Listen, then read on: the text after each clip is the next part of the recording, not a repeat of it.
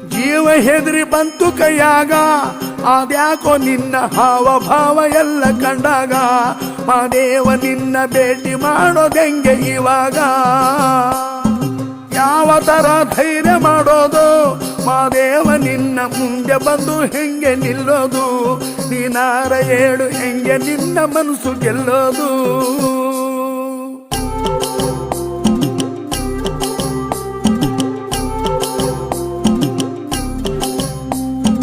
ನೋಡಿದೊಡೆ ನಡುಕ ಶುರುವಾಯ್ತು, ಮಾದೇವ ನಿನ್ನ ವರ್ಷ ಕಂಡು ಗಾಬರಿ ಆಗೋಯ್ತು, ಆದ್ರೂ ನಿನ್ನ ಪಾದಗತಿ ಎಂದು ಬಂದಾಯ್ತು.